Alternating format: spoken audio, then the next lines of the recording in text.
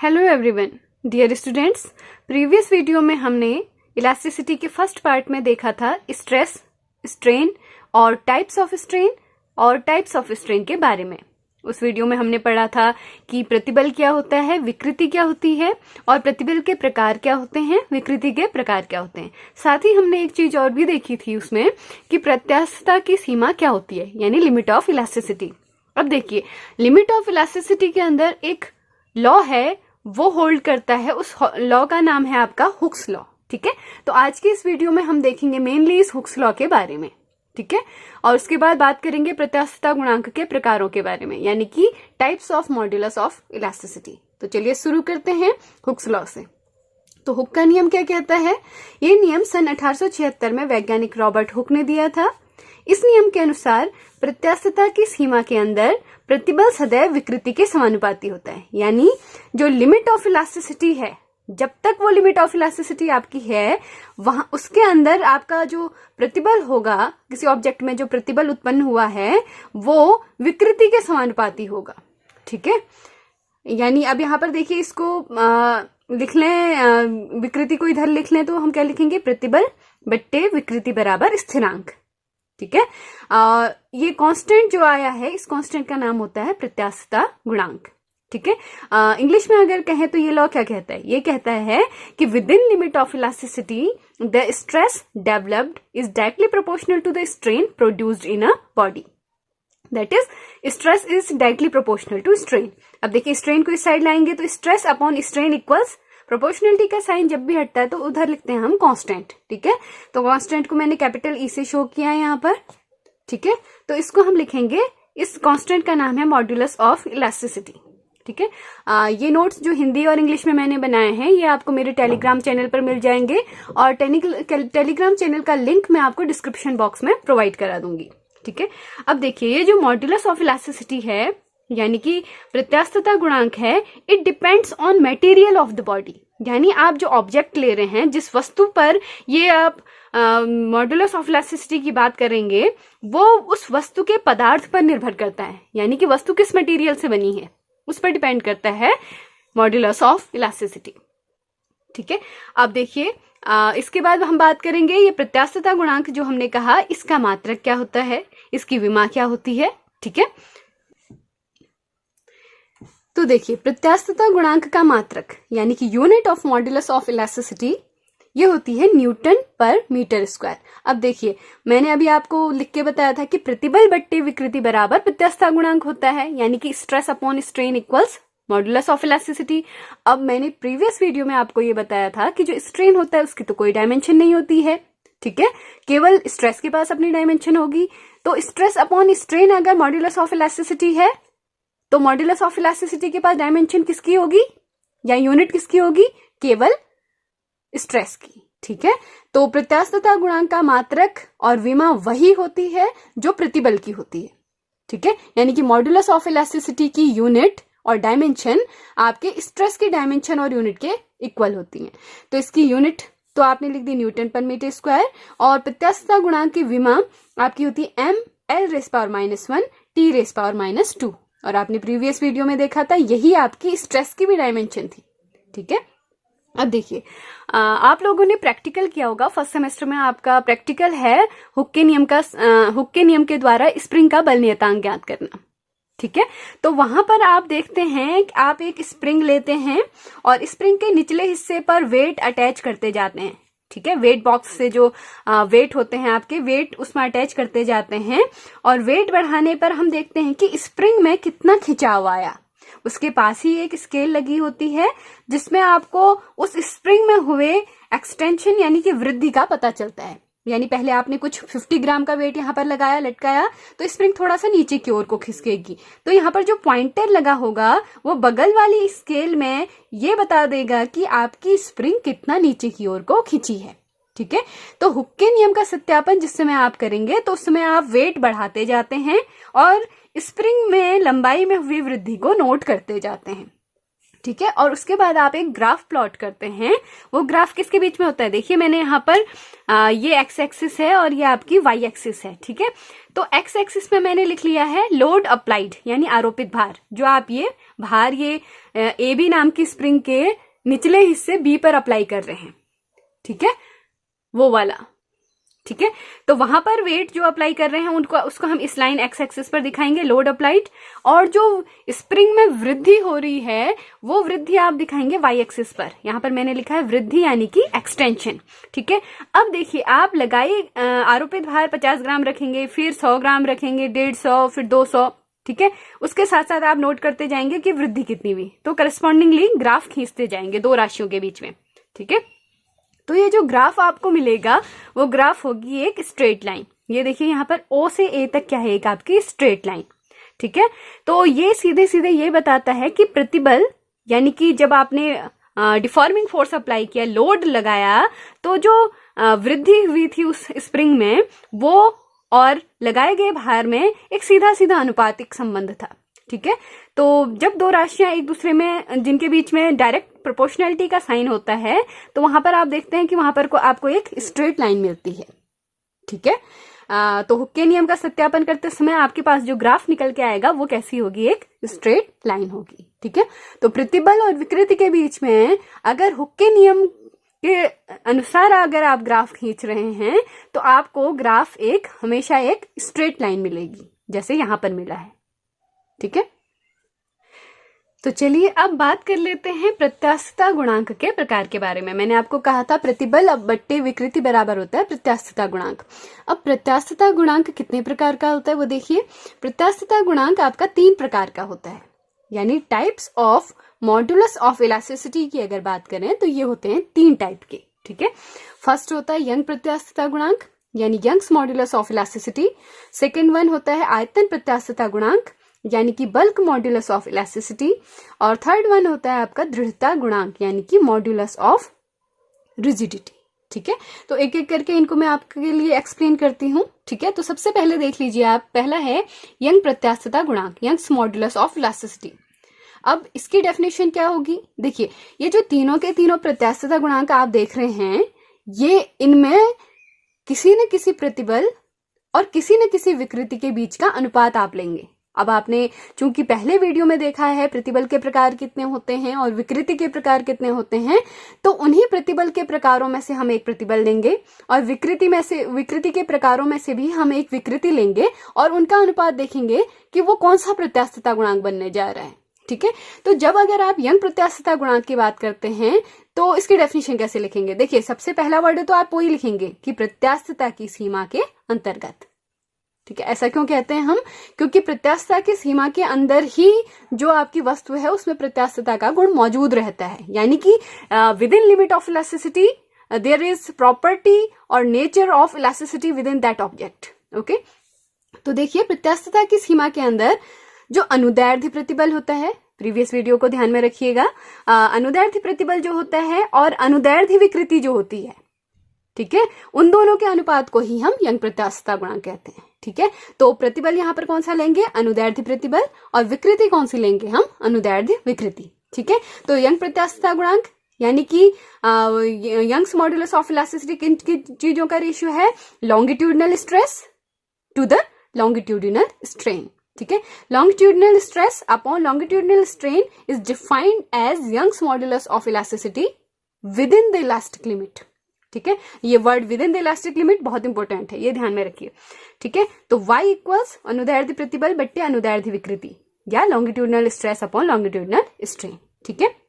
अब चलिए इस यंग्स मॉड्यूलस ऑफ इलास्टिसिटी के लिए एक फॉर्मूला हम ड्राइव कर लेते हैं, ठीक है, और उससे एक बहुत अच्छा एक इंपॉर्टेंट आपको रिजल्ट देखने को मिलेगा, उसको डिस्कस करेंगे, ठीक है। अब देखिए यहाँ पर मैंने एक रिजिड सपोर्ट लिया है, रिजिड सपोर्ट से एक AB नाम के वायर को मैंने अटैच किया है, ठीक है। AB एक तार लिया है मैंने, जो अच्छा तार का आकार लगभग बेलनाकार होता है, तो इसको मैंने सिलिंड्रिकल शेप में दिखाया है, ठीक है। A से B तक तार की लंबाई है और लंबाई को मैं ले लेती हूँ स्मॉल l, ठीक है। अब इस तार के निचले हिस्से पर अगर B वाले हिस्से पर मैं लगाती हूँ एक फोर्स, एक डिफॉर्मिंग फोर्स, विरूपक बल, इसे नीचे की ओर को खींचती हूँ, तो मान लिया जाए ये तार की लंबाई में वृद्धि होती है डेल स्मॉल एल। ठीक है, तो स्मॉल एल तो क्या थी, इसकी ओरिजिनल लेंथ थी, और डेल एल क्या थी, इसकी लेंथ में जो इंक्रीज हुआ वो। ठीक है, तो अब देखिए यहाँ पर हम पहले देखेंगे कि अनुदैर्ध्य प्रतिबल यहाँ पर क्या कितना होगा और अनुदैर्ध्य विकृति कितनी होगी, फिर उनका अनुपात कितना होगा। ठीक है, अब सपोज एक चीज और देखिए, यहाँ पर मान लीजिए ये जो तार है, तार का क्रॉस सेक्शनल एरिया यानी अनुप्रस्थ काट का क्षेत्रफल मान लीजिए ले लेते हैं कैपिटल ए। ठीक है, तो अब देखिए हम इसे कैसे लिखते हैं। सबसे पहले बात करेंगे अनुदैर्ध्य प्रतिबल की। ठीक है, तो अनुदैर्ध्य प्रतिबल आपको पता है, डेफिनेशन मैंने प्रीवियस वीडियो में बताई थी, फोर्स पर यूनिट एरिया। ठीक है, और ये फोर्स कौन सा होता है, इंटरनल रिस्टोरिंग फोर्स। लगाए गए फोर्स के जस्ट अपोजिट डायरेक्शन में एक इक्वल अमाउंट का फोर्स क्रिएट होता है, that is called internal restoring force. ठीक है, तो वो इंटरनल रिस्टोरिंग फोर्स होगा इसी के बराबर। ठीक है, लेकिन डायरेक्शन अपोजिट होगी। ठीक है, तो वो फोर्स यहां पर लिखा अपॉन एरिया। ठीक है, तो इसको लिख दिया मैंने एफ अपॉन। अब एरिया की जगह पर अब मैं एक चीज लिखने जा रही हूं। देखिए अनुप्रस्थ काट का क्षेत्रफल क्या है, वृत्ताकार है। ठीक है, तो वृत्त का क्षेत्रफल कितना होता है, पाई आर स्क्वायर। ठीक है, area of circle is pi R square, hence we will write here pi R square. ठीक है, इक्वल्स। अब देखिए, अब मान लीजिए मैंने इस यहाँ पर जो फोर्स लगाया था, या तो मैं इस पर एक फोर्स लगाऊं डिफॉर्मिंग फोर्स, या फिर एक काम करते हैं कि इस तार के निचले हिस्से पर कुछ वेट लटका देते हैं। ठीक है, और वो वेट जो है मान लिया जाए वो वेट है mg नाम का भार मैं इसके निचले हिस्से पर लटकाती हूं, मान लिया जाए इस AB तार के नीचे। तो AB तार में ये mg नाम का वेट लटकाने पर इसकी लंबाई में वृद्धि डेल एल आती है। बात एक ही है, या तो आप डिफॉर्मिंग फोर्स लगा रहे हैं या फिर mg नाम का वेट लगा रहे हैं। देखिए वेट जो होता है वो भी लगभग फोर्स के इक्विवेलेंट होता है। फोर्स के बारे में आपने पढ़ा होगा, फोर्स इक्वल्स होता है मास इनटू एक्सेलरेशन होता है ना। अब यहाँ पर देखिए, मास के साथ अगर मैं एक्सेलरेशन की जगह पर ग्रेविटेशनल एक्सेलरेशन ले लूं m इंटू जी, तो ये क्या होता है आपका वेट। ठीक है, वेट इक्वल्स m इंटू जी, और ये लगभग किसके इक्विवल कह सकते हैं आप, अप्लाइड फोर्स के इक्वल। ठीक है, तो यानी इस तार के निचले हिस्से पर अगर मैं mg नाम का वेट लटका रही हूं, तो यानी कि मैं इस पर कुछ फोर्स लगा रही हूं, और जिस फोर्स का अमाउंट कितना है mg। आ गया समझ। ठीक है, तो ये चीज आगे देखिए, यहाँ पर अनुदैर्ध्य प्रतिबल यानी लॉन्गिट्यूडनल स्ट्रेस किसके बराबर लिखेंगे आप, mg upon pi R square. ठीक है, क्लियर हो गया। अब दूसरी चीज देखिए, अनुदैर्ध्य विकृति यानी कि लॉन्गिट्यूडनल स्ट्रेन, ये कितना होगा। आपने पिछला वीडियो अगर देखा है तो उसमें देखा होगा कि change in length upon original length is defined as longitudinal strain. तो यहाँ पर लंबाई में वृद्धि कितनी थी, डेल एल अपॉन प्रारंभिक लंबाई कितनी थी, स्मॉल एल। ठीक है, del L upon small L. तो देखिए, अतः तार के पदार्थ का जो यंग प्रत्यास्थता गुणांक y है वो कितना निकल के आएगा। देखिए अनुदैर्ध्य प्रतिबल कितना था, mg upon pi R square upon अनुदैर्ध्य विकृति कितनी थी, डेल एल अपॉन एल। ठीक है, अब मैं इसको सॉल्व करके अगर लिखूंगी तो मेरे पास रिजल्ट आएगा y equals mg small L upon pi R square del L. तो ये किसी तार के पदार्थ के लिए यंग प्रत्यास्थता गुणांक का सूत्र निकल के आ गया है। ठीक है, तो ये डेरिवेशन जो मैंने पूरा किया है, इसके नोट्स आपको टेलीग्राम चैनल पर मिल जाएंगे, तो वो देख लीजिएगा आप लोग। ठीक है, अच्छा अब इसके बाद एक चीज डिस्कस करते हैं कि यंग्स मॉडुलस ऑफ इलास्टिसिटी की आखिर इंपोर्टेंस क्या है, इसका महत्व क्या है। एक्चुअली ये जो यंग्स मॉडुलस ऑफ इलास्टिसिटी है, ये जितना ज्यादा होगा किसी मटेरियल के लिए, किसी पदार्थ का यंग्स मॉडुलस ऑफ इलास्टिसिटी जितना ज्यादा होगा, वो मटेरियल उतना ही ज्यादा इलास्टिक यानी प्रत्यास्थ होगा। कहने का मतलब है कि अगर किसी मटेरियल का यंग प्रत्यास्थता गुणांक ज्यादा है और आप उस पर अगर डिफॉर्मिंग फोर्स लगाते हैं, तो इसकी बहुत ज्यादा पॉसिबिलिटी है कि वो अपने ओरिजिनल साइज और शेप को जल्दी ही रिगेन कर लेगा। ठीक है, तो देखिए मैंने यहाँ पर दो मटेरियल लिए हैं, स्टील और दूसरा लिया है कॉपर। ठीक है, तो स्टील जो होता है उसका यंग्स मॉडुलस ऑफ इलास्टिसिटी जो होता है वो होता है 200 into 10�9 Newton per metre square. ठीक है, और देखिए दूसरा मटेरियल लिया है मैंने कॉपर। कॉपर का यंग मॉडुलस ऑफ इलास्टिसिटी होता है आपका 110 into 10⁹ Newton per metre square. अब देखिए इन दोनों को ध्यान से देखिएगा आप, ऑब्वियसली जो स्टील है उसका जो यंग मॉडुलस ऑफ इलास्टिसिटी है वो कॉपर से ज्यादा है। कहने का मतलब क्या है, इसका मतलब ये हुआ कि स्टील जो है कॉपर के कंपैरिजन में ज्यादा इलास्टिक होगा। ठीक है, स्टील जो होगा वो कॉपर की तुलना में अधिक प्रत्यास्थ होगा। ठीक है, अब दूसरी बात करते हैं, आपने पदार्थ की 3 अवस्थाएं पढ़ी हैं, ठोस, द्रव तथा गैस। तो ये यंग्स मॉड्यूलस ऑफ इलास्टिसिटी की बात आप किस अवस्था के लिए कर सकते हैं? तो यंग्स मॉड्यूलस ऑफ इलास्टिसिटी केवल सॉलिड्स में ऑब्जर्व किया जा सकता है। ठीक है, आप यंग प्रत्यास्थता गुणांक की गणना केवल आप ठोस पदार्थों में कर सकते हैं। तो ये बहुत इंपॉर्टेंट चीज है, इसे ध्यान में रखिएगा। ठीक है, चलिए अब एक छोटा सा थॉट प्रोवोकिंग क्वेश्चन की बात करते हैं। देखिए, जो स्टील होता है वो रबर की अपेक्षा अधिक प्रत्यास्थ होता है। क्यों? इस रीजन को हम देखेंगे कि आखिर ऐसा क्यों है कि स्टील रबर की अपेक्षा अधिक प्रत्यास्थ है। Steel is more elastic than rubber. Rubber की तुलना में स्टील अधिक प्रत्यास्थ क्यों है आखिर? ठीक है, तो देखिए, माना मैं एक रबर और स्टील के 2 तार लेती हूँ। ठीक है, दोनों की लेंथ सेम है, कैपिटल एल। ठीक है, और दोनों की त्रिज्या यानी कि रेडियस भी सेम है, स्मॉल आर। ठीक है, अब अगर इन दोनों तारों के आप निचले हिस्से पर, ठीक है, एक आप कॉपर का वायर ले लीजिए, ठीक है, और दूसरा ले लीजिए आप स्टील का, सॉरी, एक है आपका रबर का वायर और एक है आपका स्टील का। ठीक है, तो रबर का तार लेंगे और दूसरा स्टील का तार लेंगे, दोनों की लेंथ आप इक्वल लेंगे, कैपिटल एल। ठीक है, और दोनों की रेडियस भी लेंगे, स्मॉल आर। ठीक है, और दोनों के निचले हिस्से पर आप मान लीजिए वेट लटकाते हैं, कैपिटल mg। ठीक है, दोनों के निचले हिस्से पर समान भार लटका रहे हैं, इक्वल वेट अप्लाई कर रहे हैं या फिर इक्वल डिफॉर्मिंग फोर्स अप्लाई कर रहे हैं। ठीक है, तो होगा क्या आप जानते हैं, रबर का तार जो है स्टील के तार की तुलना में अधिक खींचेगा। ठीक है, मान लीजिए रबर के तार में की लंबाई में जो वृद्धि होती है उसे मैं लिख लेती हूँ एल आर। ठीक है, सफिक्स में आर लिख दिया है। रबर के तार की लंबाई में वृद्धि एल आर होती है और स्टील के तार की लंबाई में वृद्धि मान लीजिए एल एस होती है। ठीक है, तो अब देखिए इन दोनों का हम निकालेंगे, इन रबर और स्टील दोनों के तारों के हम देखेंगे यंग प्रत्यास्थता गुणांक कितने होंगे और फिर उन दोनों का रेशियो ले लेंगे और हमें पता चल जाएगा कि कौन अधिक प्रत्यास्थ है। ठीक है, तो सबसे पहले लिख लेते हैं स्टील के वायर के लिए। अभी जो हमने फॉर्मूला जस्ट अभी ड्राइव किया था थोड़ी देर पहले, वहीं से सूत्र रखिए, फॉर्मूला रखिए, Y S equals mgl upon pi R square L S. ठीक है, इक्वेशन 1 बन गई। सेम इसी मैनर में रबर के लिए यंग्स मॉड्यूलस ऑफ इलास्टिसिटी लिखेंगे, वाई आर इक्वल्स हो जाएगा mgl upon pi R square L R, suffix में आर है। ठीक है, ये हो गई इक्वेशन 2। अब मैंने इन दोनों का हम क्या करेंगे, अब रेशियो लेंगे। ठीक है, इन दोनों का रेशियो देखिए, Y S upon Y R equals आप लिखेंगे mgl upon pi R square L S upon mgl upon pi R square L R. तो देखिए mgl से mgl कैंसिल आउट हो जाएगा, पाई आर से पाई आर स्क्वायर से pi R square cancel out हो जाएगा, इक्वल्स कितना बचेगा, L R upon L S, यानी कि Y S upon Y R बराबर आपके पास आ जाएगा L R upon L S.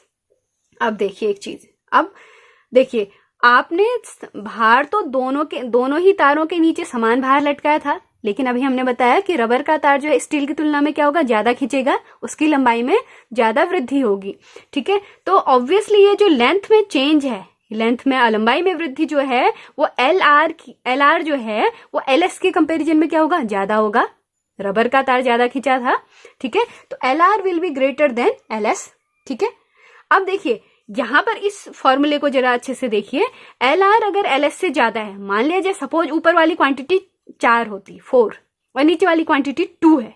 ठीक है, 4 ऊपर है और नीचे 2 है, तो कैंसिल आउट करेंगे तो आएगा 2। ऑब्वियसली वो क्या होगा, वो 1 से बड़ा होगा। कहने का मतलब है कि अगर न्यूमरेटर कभी भी डिनोमिनेटर से आपका बड़ा है तो जो क्वांटिटी आएगी वो ग्रेटर देन 1 होगी हमेशा।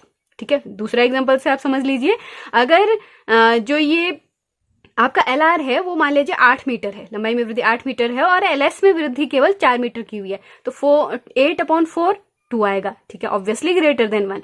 तो एल अगर न्यूमरेटर डिनोमिनेटर से बड़ा है तो रेशियो जो होगा वो ग्रेटर देन 1 आएगा। ठीक है, तो हम इस चीज को लिख लेते हैं, this implies Y S upon Y R will be greater than 1। अब वाई आर को साइड ले जाइए तो क्या लिख सकते हैं इसे, this implies Y S will be greater than Y R. अब समझ रहे हैं इसका क्या मतलब है, कि वाई एस है आपकी स्टील का यंग प्रत्यास्थता गुणांक और वाई आर है आपका रबर का यंग प्रत्यास्थता गुणांक। तो स्टील का यंग प्रत्यास्थता गुणांक रबर के यंग प्रत्यास्थता गुणांक से ज्यादा है।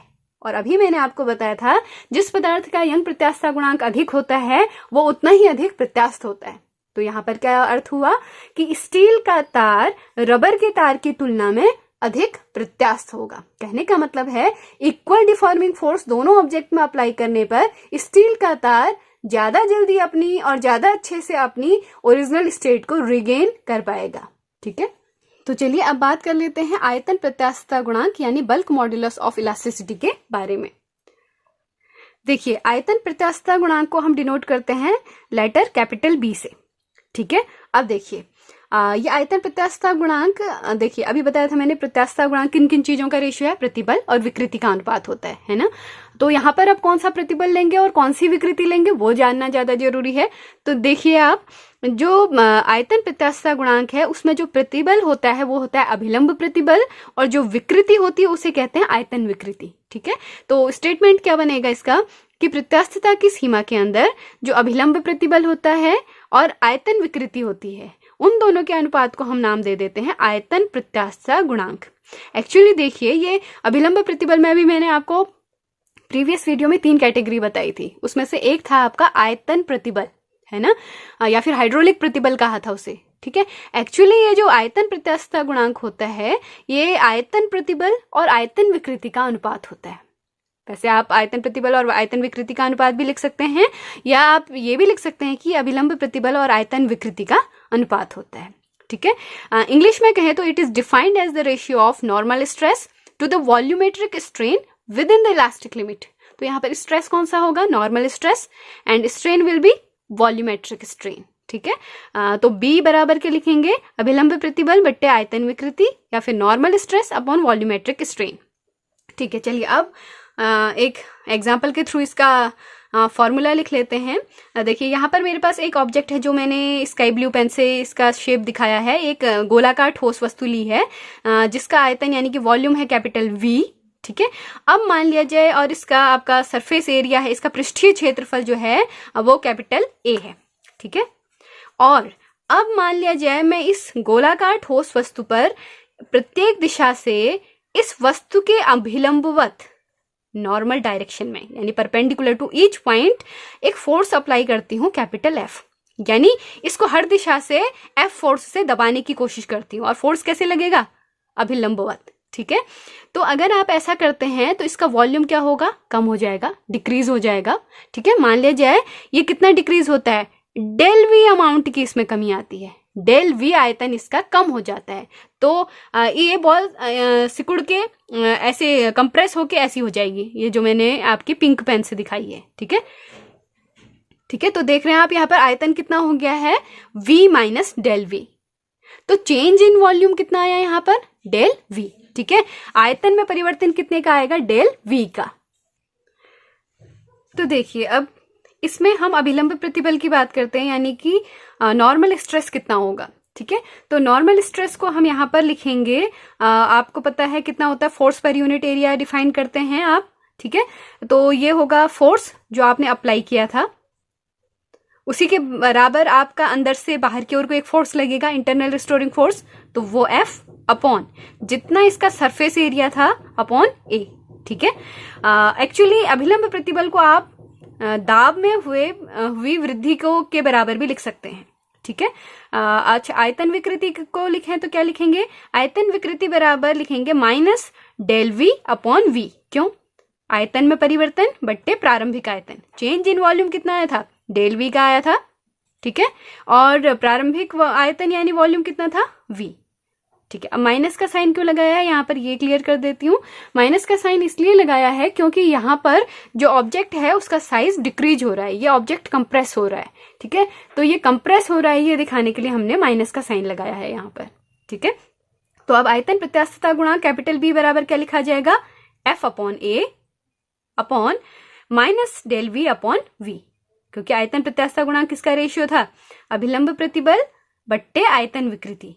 ठीक है, तो अभिलंब प्रतिबल था एफ अपॉन ए और आयतन विकृति थी minus del V upon V. ठीक है, तो इक्वल्स कितना लिखेंगे आप, minus F V upon A del V. ठीक है, तो बी बराबर आ गया आपके पास minus F V upon A del V. अब देखिए मैंने अभी आपसे कहा था कि इस एफ अपॉन ए को आप इसके प्रेशर में हुई इंक्रीमेंट के बराबर भी लिख सकते हैं, है ना। तो F अपॉन ए को आप P लिखेंगे तो ये फॉर्मूला चेंज होके क्या लिखा जाएगा, B equals minus F upon A को लिख लेंगे P, तो P ऊपर आ जाएगा capital V upon del V। ठीक है, तो आयतन प्रत्यास्थता गुणांक का सूत्र हमारे पास आ गया है B equals minus P capital V upon del V। ठीक है, अब बात करते हैं आयतन प्रत्यास्थता गुणांक जो है वो आपका किस किस चीज में ऑब्जर्व किया जाता है, यानी पदार्थ की तीन अवस्थाएं जो होती हैं, ठोस, द्रव तथा गैस, इनमें से किस अवस्था में इसे ऑब्जर्व किया गया है। तो ये जो बल्क मॉड्यूलस ऑफ इलास्टिसिटी आपका है, ये आपका पदार्थ की तीनों अवस्थाओं यानी ठोस, द्रव, गैस तीनों में ही ऑब्जर्व किया जाता है। यानी कि आयतन प्रत्यास्थता गुणांक की बात आप ठोसों के लिए भी कर सकते हैं, द्रवों के लिए भी कर सकते हैं और साथ ही गैसों के लिए भी कर सकते हैं। ठीक है, ठीक है, तो अब बात कर लेते हैं संपीड्यता यानी कि कंप्रेसिबिलिटी की। देखिए, संपीड्यता यानी कंप्रेसिबिलिटी के लिए सिंबल यूज किया जाता है स्मॉल के। ठीक है, अब ये संपीड्यता कौन सी नई चीज है वो देख लीजिए।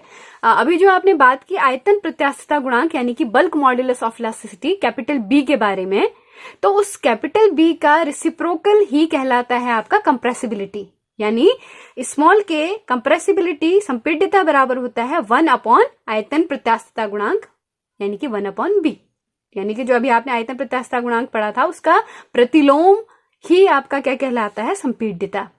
K इक्वल्स 1 अपॉन बी, संपीड्यता बराबर 1/, आयतन प्रत्यास्थता गुणांक। ठीक है, अच्छा, अभी एक चीज और देखिए, अभी आपने जितने भी प्रत्यास्थता गुणांक पढ़े, चाहे यंग प्रत्यास्थता गुणांक हो चाहे आपका ये आयतन प्रत्यास्थता गुणांक हो, दोनों का ही जो मात्रक है वो प्रत्यास्थता गुणांक के मात्रक के ही जैसा होगा।